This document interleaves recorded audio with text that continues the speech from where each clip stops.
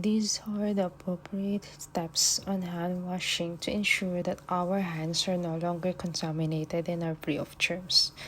If you are wearing long sleeves, we have to roll this up. And if you are wearing any accessories or jewelry, remove it because microorganisms also reside in those.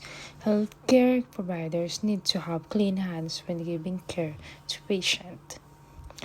Then you have to make sure that you are not leaning on the sink, not only to protect your uniform from getting wet, but to avoid it from being contaminated as well. If you are ready, turn the tap on and let the water flow through your hand. Regulate the flow to moderate to avoid splashes of contaminant and set it to warm temperature to remove the oil that holds the bacteria and germs in your hand. Make sure not to place your hands very near the top. Apply enough hand soap to cover all surfaces of your hands. Rub your hands palm to palm in a rotary motion. This is to increase the lather effect of the soap.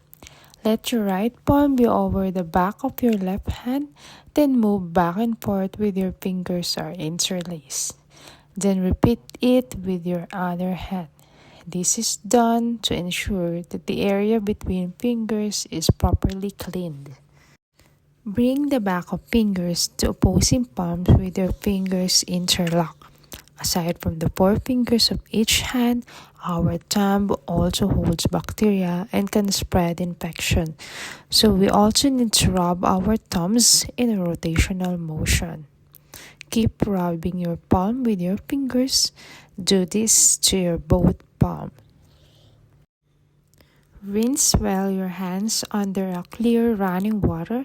It must flow from your wrist through the tips of your fingers. Make sure not to leave any soap from your hands. Then dry your hands thoroughly with a single-use towel or a dryer if available. A wet hand is easier to get contaminated than dry ones.